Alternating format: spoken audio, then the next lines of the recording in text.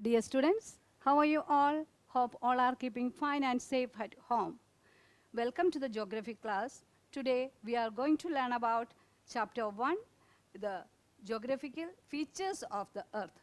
In this lesson, we will learn about globe, maps, types of maps, etc. Okay? Okay, come and we'll learn the portion now. Okay, let us learn about geography.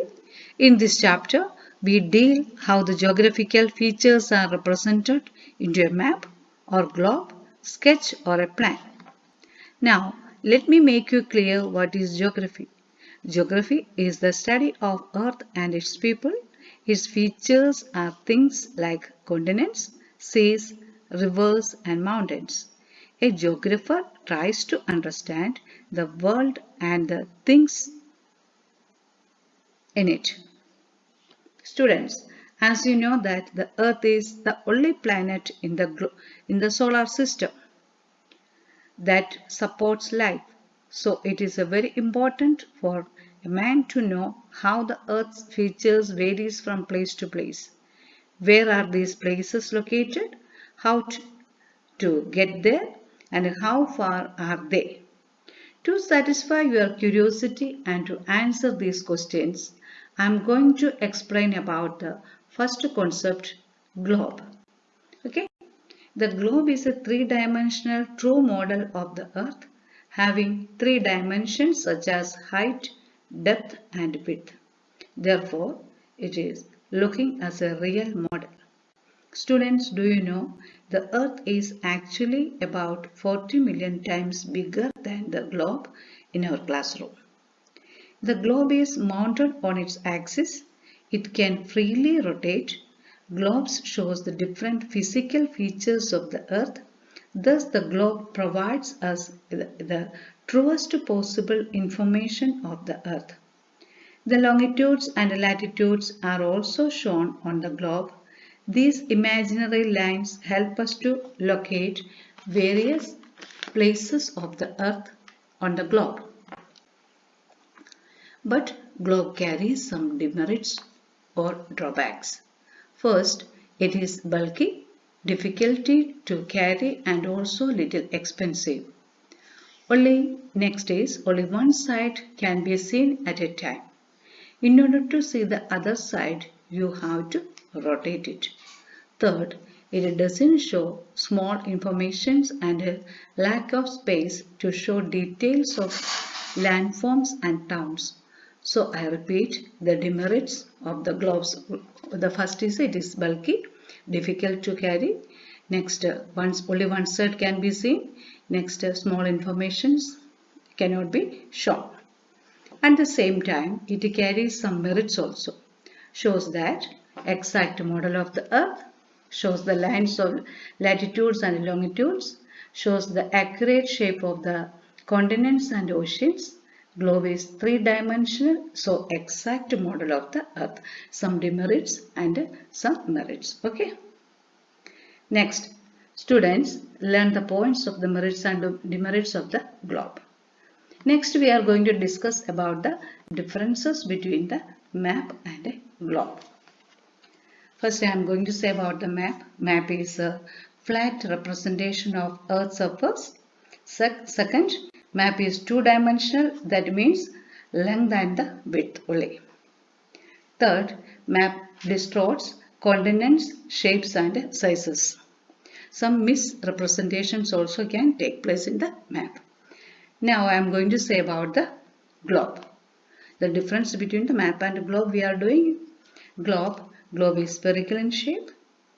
Globe is three-dimensional.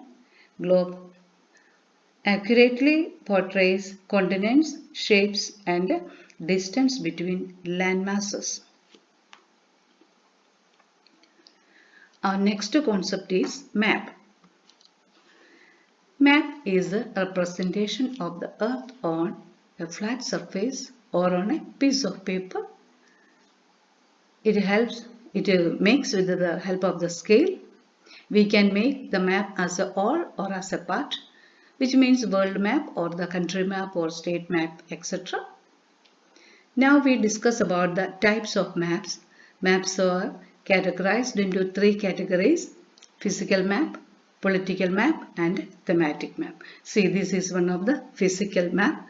These maps reveals physical aspects of the earth on a flat surface. The primary purpose is to show landforms like deserts, mountains, plains, rivers. So physical maps are important to know the features of the land. Physical maps are small scale maps. Students, small scale map means it represents large areas of the earth. I hope you are clear with the concept. Now we are going to learn about the political maps. It is given here, states and union territories. The title also given there. Maps which show political divisions of the earth. They show countries, states, districts, etc. It is designed to show governmental boundaries. Different colors are often used to help the user to differentiate. Okay, this is the political map. Now the next concept is thematic map. Thematic map means a theme-based map. We are going to discuss now is thematic map, theme-based map, or we can say topographical maps. Theme-based maps are called thematic maps. These maps are based on particular information. For an example, here this map shows the rainfall of the different states. Rainfall, see 500, the color also shown there. Next 500 to 1000, these are the places, that places have got a rain in millimeters, it is 500 to 1000. Okay, in this way we get, this is a theme map. Next one of the map is showing the population maps. See, top 10 states with the highest population. First one Uttar Pradesh, second one is Maharashtra. In this way the population map it is also a thematic map. Okay, now see, now we can learn about merits and demerits of maps. First let me say the merits. See here, maps provides us more and detailed information than the globe. See here, all the continents are shown here. All in the continents, all the countries are shown there. See, maps provides us more and detailed information than the globe. Second merit is easy to handle and to carry, unlike the globe. Third point is all details can be shown. Now I am going to say the demerits of the map. It does not represent Earth surface like a globe. Distortion taken a map means misrepresentation or pull out of the shape. All these are the demerits of the map.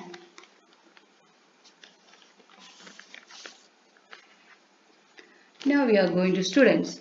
Maps are the representation of the earth drawn on a flat surface according to a given scale. Collection of maps in a book form called atlas.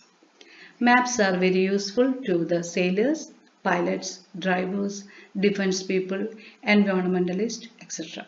So informations are important. If the map is showing wrong information, all the strategies will be wrong. So political map and the thematic maps should be updated according to the changes. Okay, suppose all these points are very clear to you. Next we are going to learn about the components of maps. Now we deal with the components of map. Students, there are 4 major components of the map like title, scale, direction and conventional symbols. These components are the storehouse of information of a map. In this session, we discuss title and scales only. In the next session, we will discuss about components like direction and conventional symbols. Let me say about the title. See here, Title used to show what the map is map of. In the circle it is given the Dominican Republic. Title shows the name of a map. It tells the reader what the map is all about. All maps should have an effective and accurate title. In the last year, you learned maps of India and its neighboring countries, states and their capitals, annual rainfall map. In this way, so many maps you learned in the last class, last year. Do you remember all this? Okay. All those were the titled maps.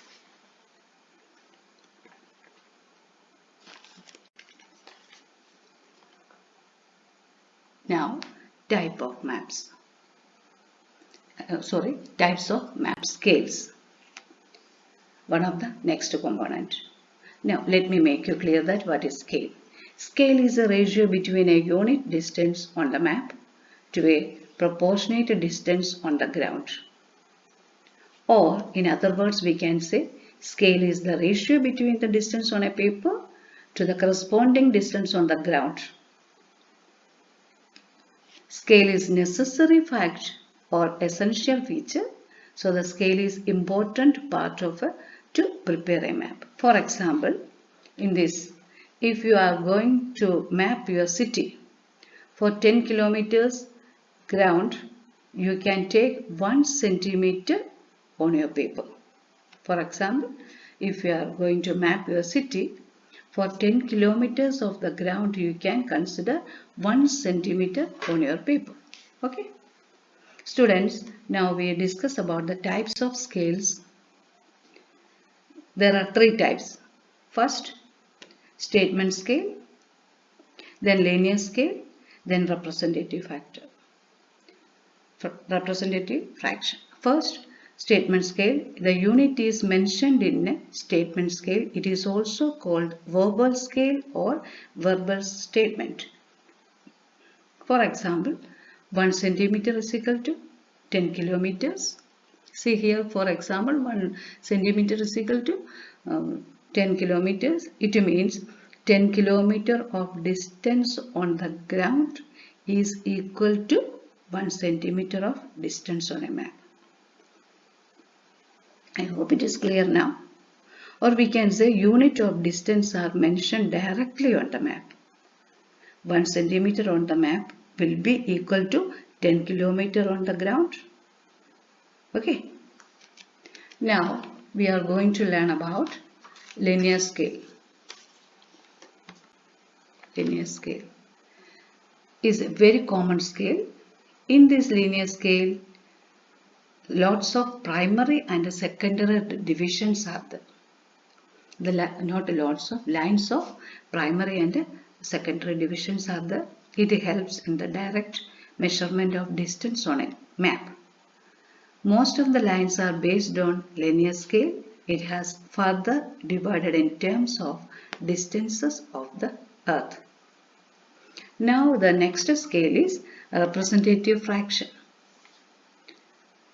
The ratio between the map distance and the ground distance are represented as a fraction. Here units are not mentioned directly. In representative fraction, numerator is always 1, but denominator varies with the size of a map. For example, representative fraction is equal to distance on a map divided by distance on the ground. See this picture also showing that. Okay. I hope you have understood these portions what we have discussed today. Students, let me conclude this session. We have learned about globe, maps, types of maps, scale, different scales, etc. In the next session, we will learn about conventional symbols we are using in the map. Okay, students, hope all of you understood the portion well. Read the chapter. Take care. Bye.